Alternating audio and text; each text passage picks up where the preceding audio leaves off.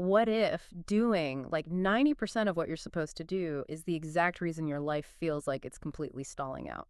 It's a pretty terrifying thought, honestly. I mean, we are so conditioned to celebrate a 90% as an A minus. We think, it's passing. We do, we really do. And yet, when you look at the source material we're unpacking today, it argues that in the realm of spiritual authority, 90% compliance isn't an A minus.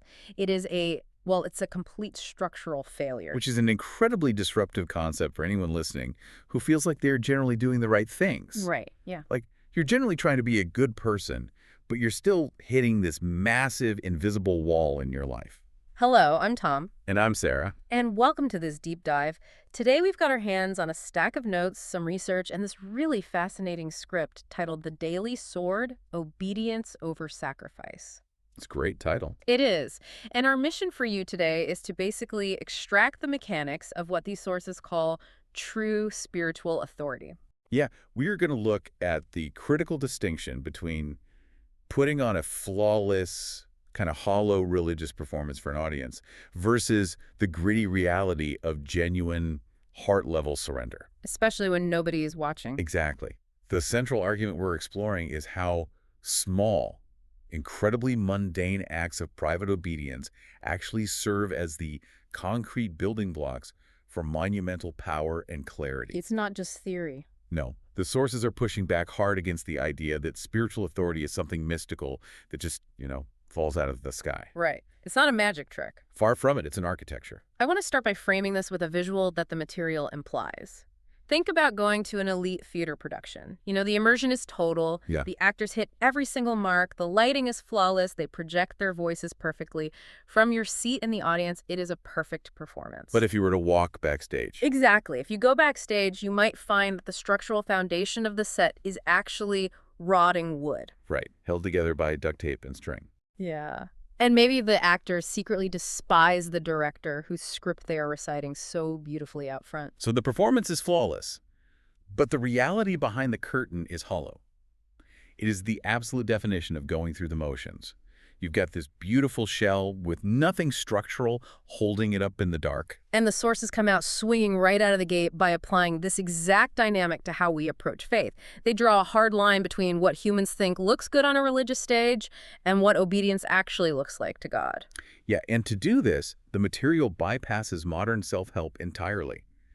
It takes us straight to the ancient biblical narrative of King Saul and the Amalekites. Right, which is in 1 Samuel 15 for anyone keeping track. Right, and anyone who has spent time in biblical texts knows the setup.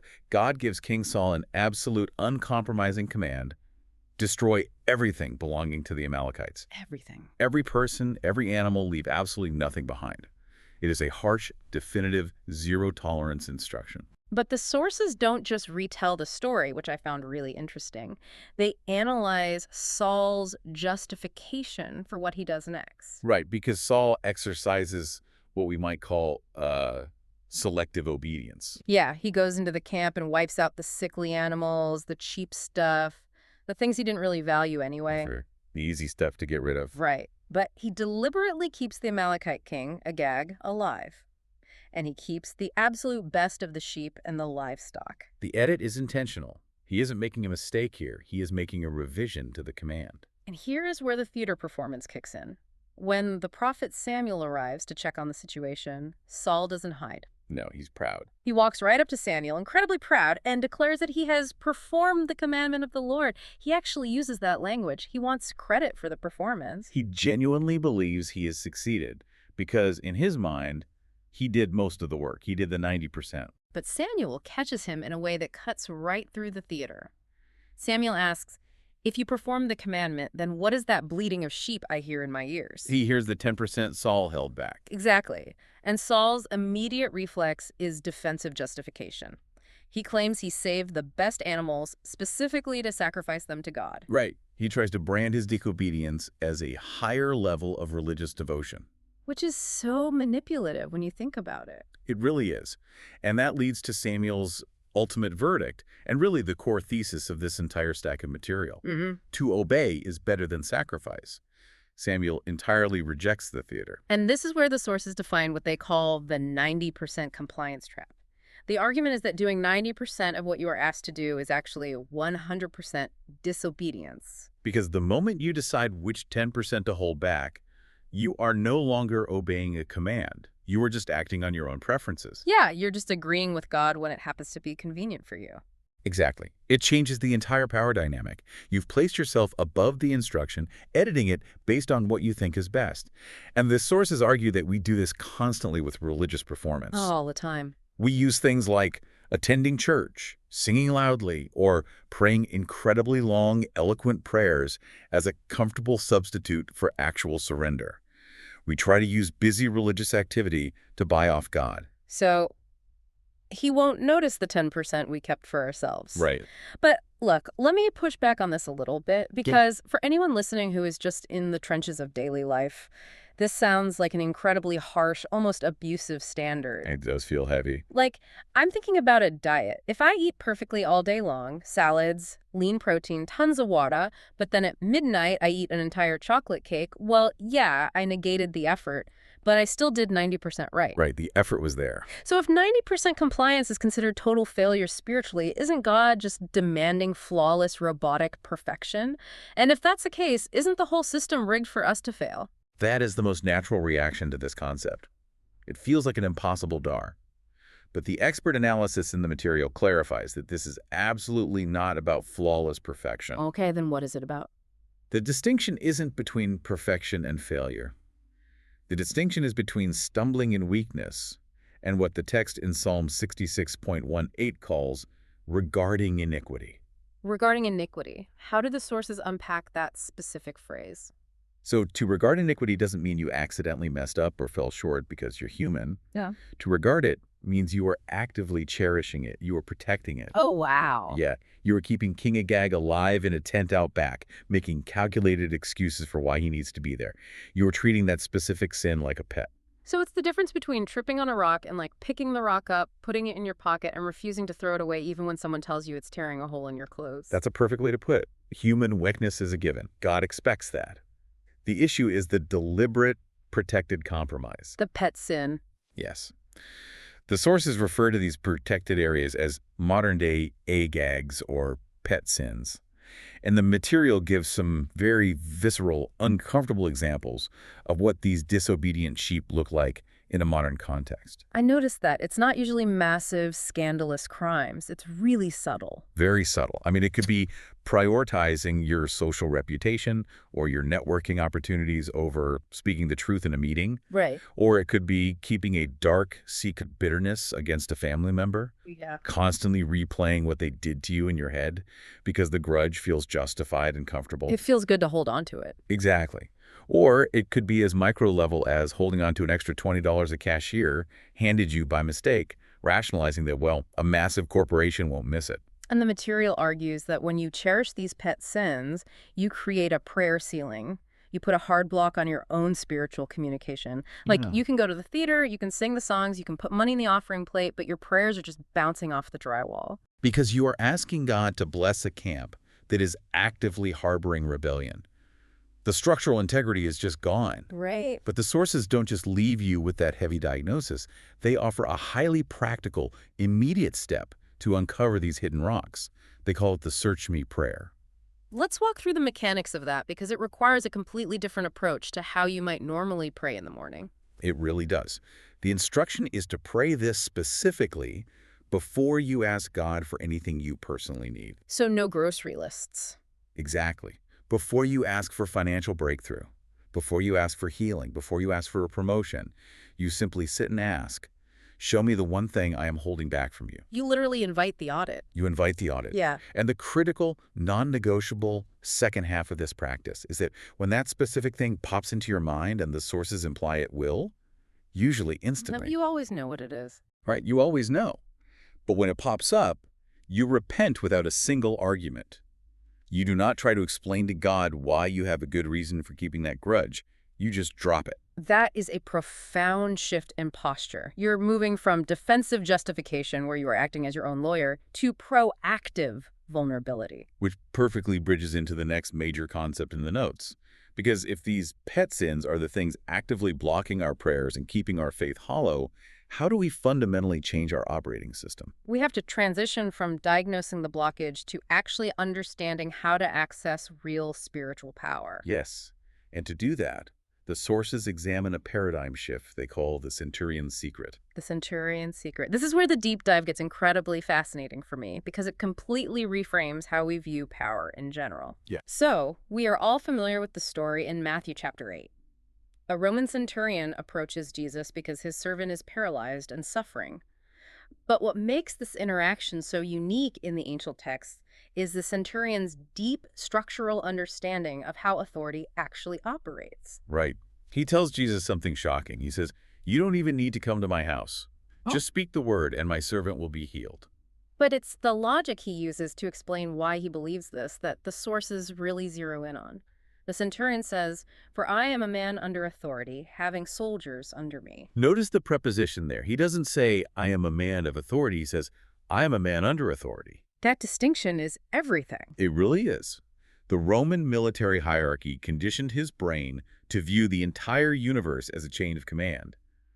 He inherently understood that his personal right to give orders to the soldiers below him was derived entirely from his own absolute submission to Caesar's orders above him. Right, if he stepped outside of Caesar's authority, he was just some guy yelling in the street. Exactly. He had no power on his own. Think about how foreign this is to our modern culture.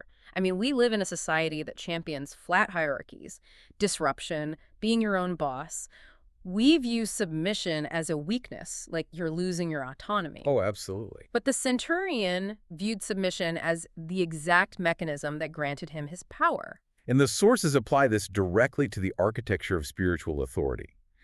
They argue that authority, whether you are talking about authority over sickness, over a crippling anxiety disorder, or over demonic forces, is not a mystical cloak that God just randomly drapes over a believer. No. It is the direct mathematical result of total submission to God's word. Meaning you cannot have authority over something unless you are willingly under authority first. Precisely the point the sources make. Yeah. And they highlight a massive contradiction in how many modern people approach their faith.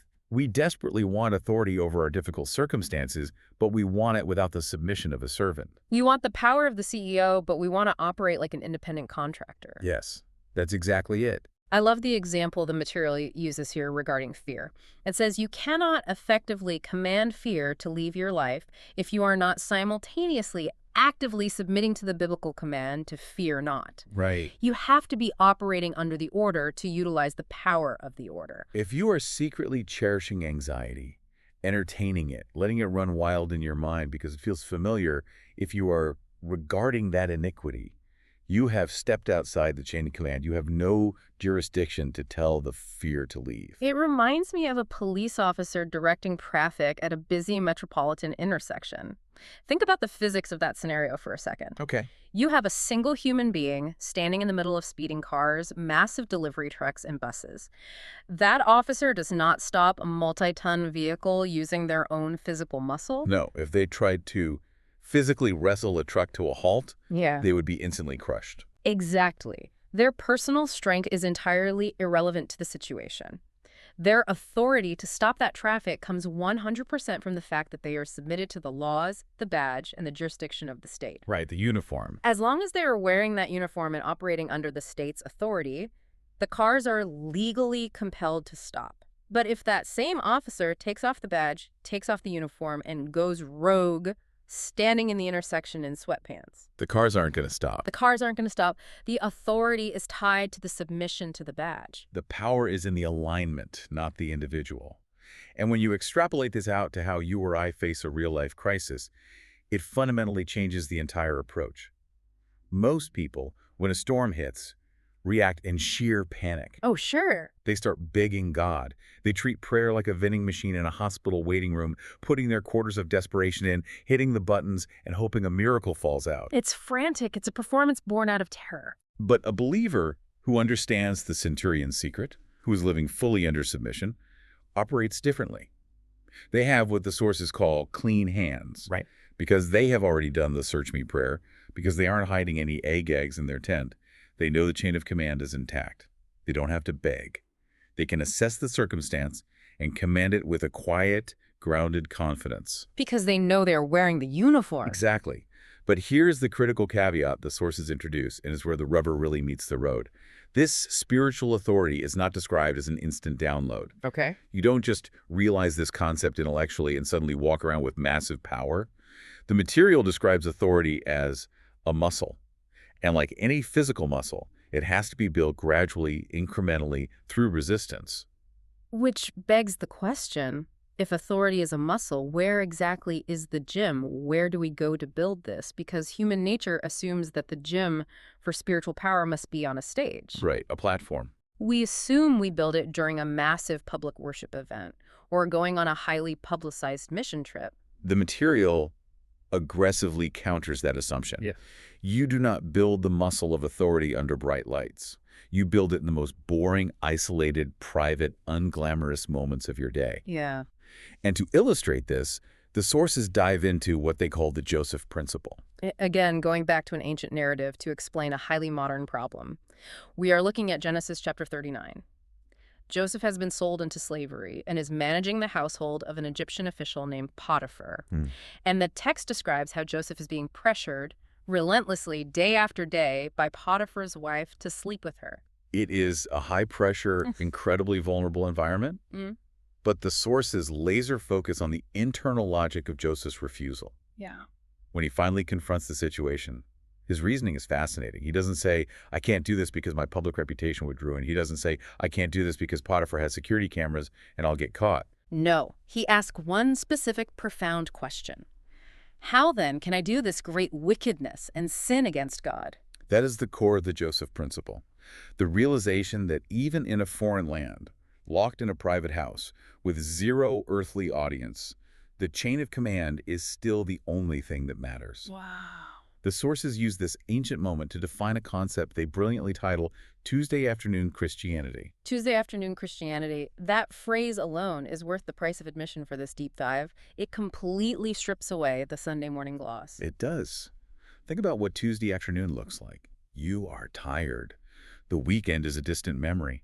The spiritual high of a Sunday service has completely evaporated. You're just trying to get through the week. Right. You are in a pagan, deeply tempting, high-pressure environment. Maybe a corporate office, maybe wrangling toddlers in a messy house. It's just another mundane day, and absolutely no one is watching your internal reactions except God. There's no congregation to applaud you for being patient. There's no pastor to pat you on the back for your integrity. It's just you, the pressure, and the choice. And the script brings this into hyper-modern reality. Tuesday afternoon, Christianity is the moment a Slack channel with your coworkers suddenly devolves into vicious, career-destroying gossip about your manager. Oh, that happens all the time. Do you join in to protect your social standing with the group, or do you stay quiet and risk being an outsider? Or it's the moment you are returning a rental car and you notice they forgot to charge you for the extra day you kept it. The clerk is distracted.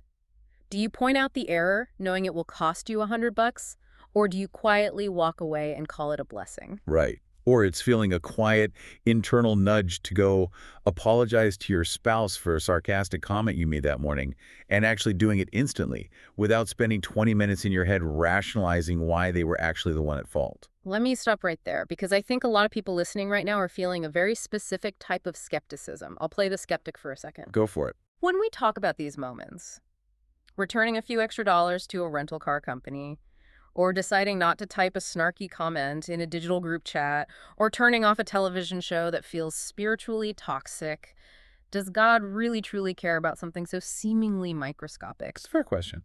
I mean, we look at the world. There are literal wars raging. There are economic collapses. There is famine. Doesn't agonizing over the moral implications of a Slack message seem a little trivial? Why would the creator of the universe care about a $20 billing error? If you look at the event in isolation, yes, it feels incredibly trivial. But the expert analysis in the material argues that you are fundamentally misunderstanding what is happening in that moment. Okay. These mundane choices are not trivial at all. They are the literal repetitions in the gym. They are the micro tears in the muscle that cause the muscle to grow. So it's not about the $20, it's about the mechanism of obedience. Exactly. The sources emphasize that by obeying in these tiny, unseen, microscopic moments, you are actively building a vital track record with God. You are establishing a history of submission. A track record, like building a credit score, but for spiritual authority. That's a great way to think of it. You are proving, repetition by repetition, that you are a person under authority. And you absolutely must build that muscle, that track record, when the stakes are incredibly low, because you are going to desperately need that muscle when the stakes are high. Right. You don't wait until you are drowning in a hurricane to try and learn the mechanics of swimming. No. You learn in the shallow end, in the mundane repetitions, so the muscle memory takes over when the waves are crashing. That makes total sense. The sources point out that you cannot suddenly try to manifest deep spiritual authority out of thin air on the day you receive a terrifying, life-altering health diagnosis. Or the day your teenager goes off the rails. Or the day you face a sudden, catastrophic job loss. If you haven't built the track record in the mundane Tuesday afternoons, if you've been cutting corners on the 90% all along, the structure will collapse when the hurricane hits. The rotting foundation backstage finally gives way. Exactly. The crisis doesn't build the authority. The crisis merely reveals the authority that was built on Tuesday afternoon. That makes perfect sense, and it completely elevates the importance of a normal, boring day. Having established these massive stakes, the reality that our daily unseen obedience is the exact material used to construct our spiritual power. The source material takes a hard, highly practical pivot. Right. It transitions from theory into a specific, actionable framework. Because understanding the theory of a gym doesn't make you strong. You need a workout plan. Yes. And the sources lay out a very specific, aggressive loop called the 7-Day Obedience Challenge. And this challenge doesn't waste any time. It is designed to tackle these concepts from the exact moment you open your eyes in the morning. First thing. Step 1 is entirely focused on the battlefield of your waking routine.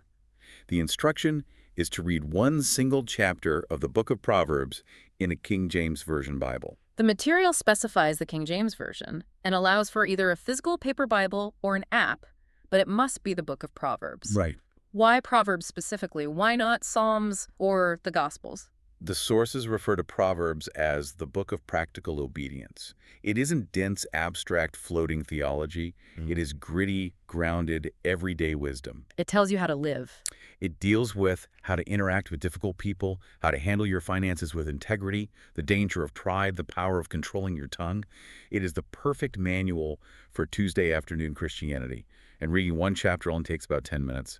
It is a highly manageable starting point. But there is a massive, absolute, non-negotiable rule attached to this 10-minute reading. This is where the challenge actually becomes a challenge.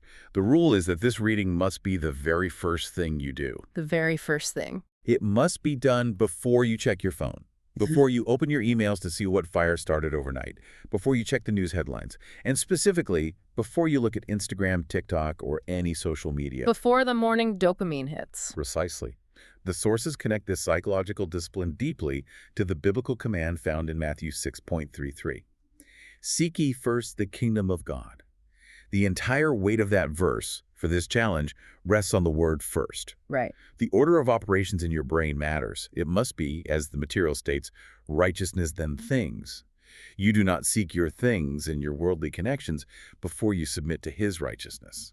The sources actually refer to digital addiction as a modern-day agag.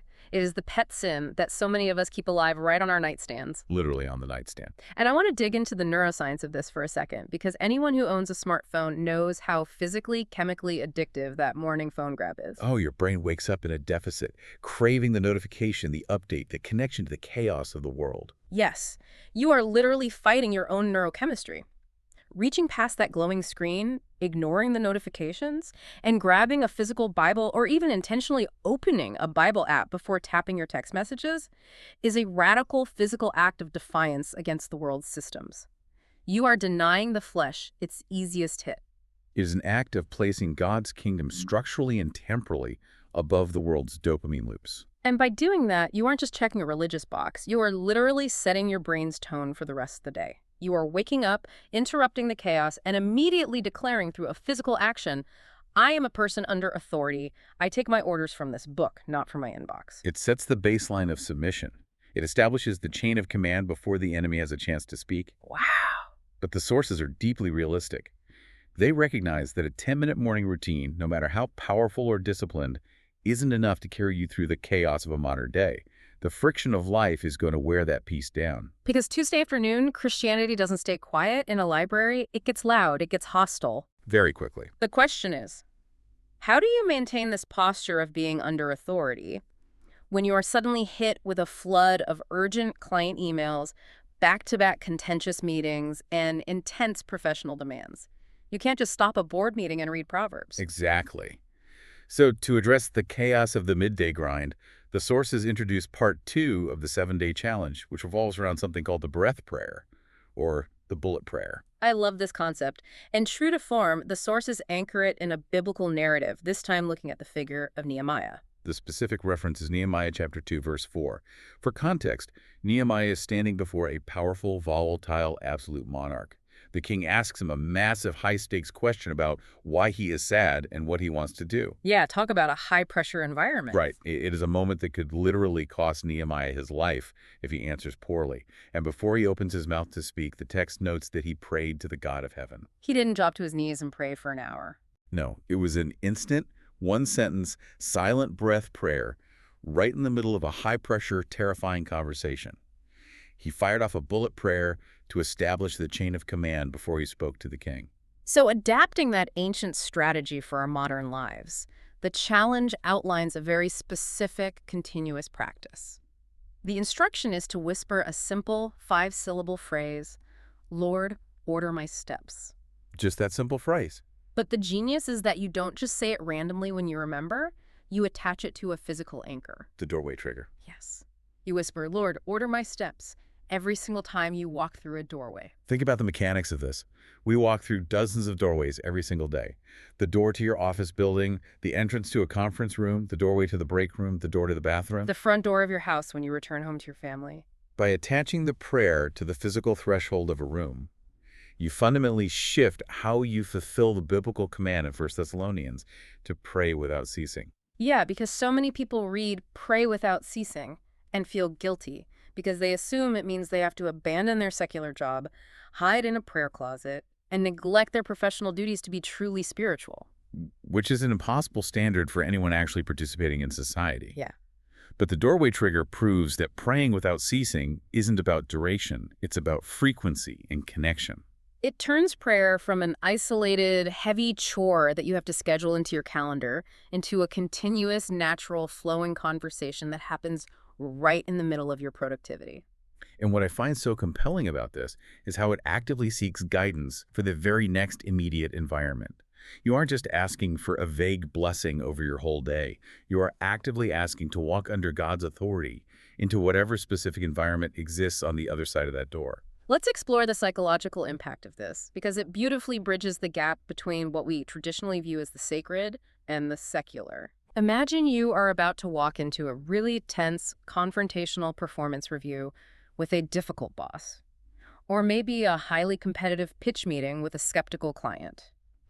Usually, when you put your hand on that doorknob, you are carrying a massive, heavy posture of anxiety. Oh, your heart rate is up. You are defensive. You are worried about your performance. You are carrying your own weight, acting as your own authority. Your entire nervous system is in fight or flight mode. Exactly. But if, right as you cross the threshold of that conference room, you whisper, "Lord, order my steps," you have just completely hacked your spiritual posture. That's right. In 1 second, you have willingly submitted yourself to a higher chain of command. You drop the anxiety of having to perform perfectly, and you assume a posture of quiet spiritual command, knowing you are operating under the jurisdiction of the king. It changes the atmosphere of the room before you even pull out your chair to sit down, because you aren't the highest authority in the room anymore. The one ordering your steps is. That is so powerful. And think about how this applies beyond the corporate world. Think about walking through your front door at 6 p.m. after a brutal, exhausting commute. You're depleted. You have nothing left in the tank. And waiting on the other side of that door is a spouse who needs you, or kids who need your attention and patience. If you walk through that door under your own power, you are probably going to snap at them. You're going to be a hollow shell. I've been there. We all have. But if you hit the threshold and whisper, "Lord, order my steps," you are asking for supernatural grace to be the parent or spouse you need to be in that specific environment. It creates a constant living rhythm of submission and reliance. It is the gym where the muscle is built. Yes. But the challenge doesn't start when you clock out of work or even when you finish dinner. We've navigated the morning first fruits, we've battled the chaos of the workday with the doorway triggers. Now the sources address how we close the cycle. Because how you end the day is just as critical as how you start it. The goal is to ensure that despite all our best efforts, no disobedient sheep have secretly managed to slip into our camp and set up a tent while we were distracted. Which brings us to part 3 of the 7-day challenge. And I will say, reading through the notes, this is arguably the most intense, emotionally demanding step of the entire process. The nightly audit and the red pen protocol. The mechanics of this step are very straightforward, but the emotional weight is significant.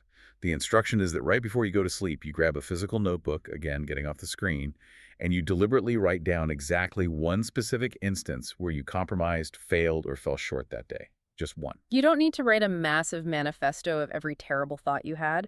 Just pinpoint one specific Tuesday afternoon failure. Right. But there is an absolute vital rule here, heavily emphasized by the sources. You are strictly forbidden from writing down your excuses. No justifications allowed. None.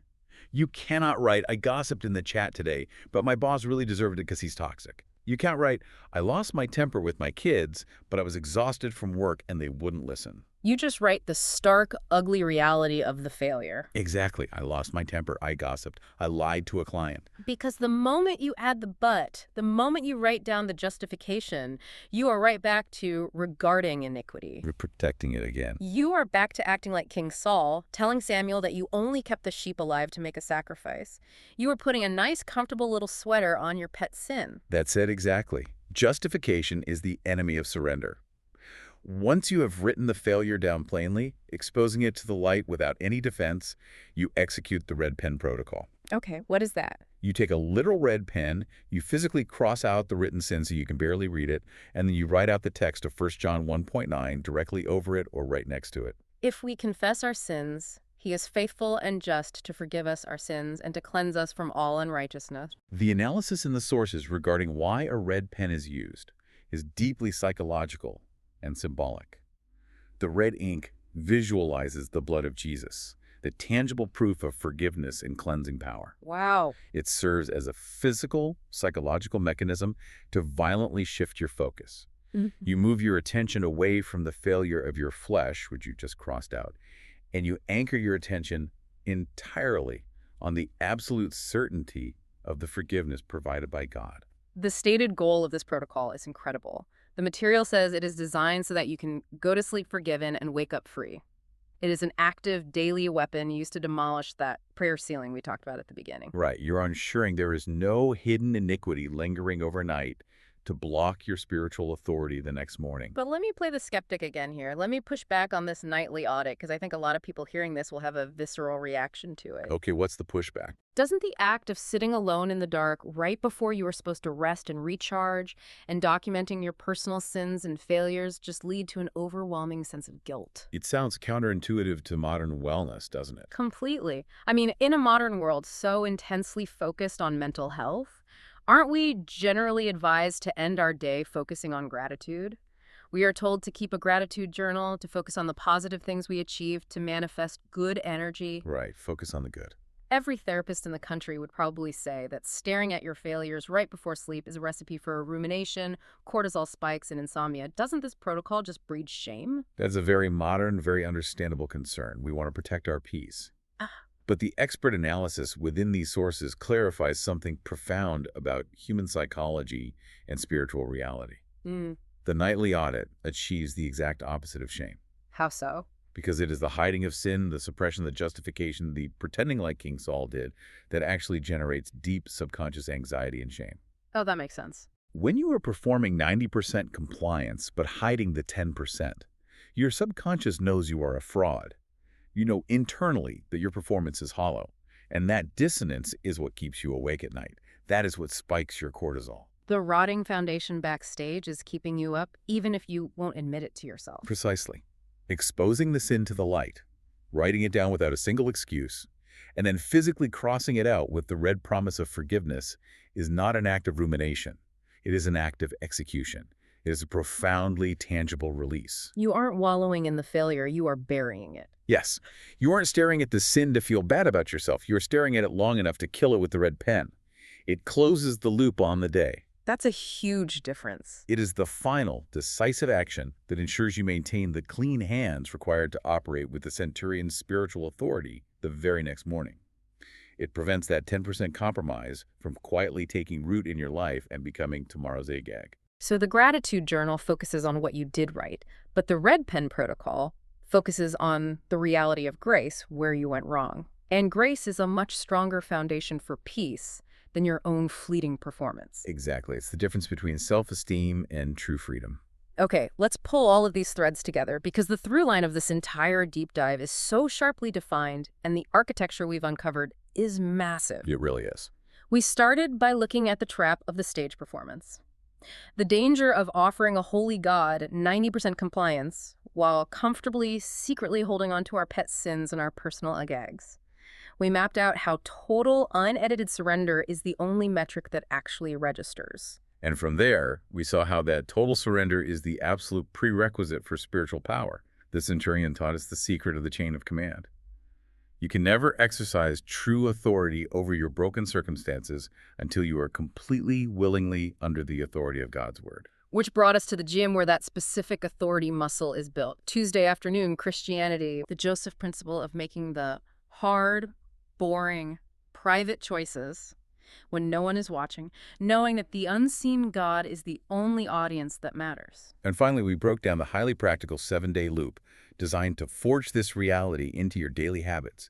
10 minutes of Proverbs to establish righteousness before the dopamine hit of the phone. Yeah. Whispering, Lord, order my steps, at every doorway to bridge the sacred and the secular throughout the chaos of the day. And closing the cycle with the brutal honesty of the nightly audit and the freeing, violent release of the red pen protocol. It is a comprehensive, airtight architecture for living a life that isn't just religious noise, but actual resounding truth.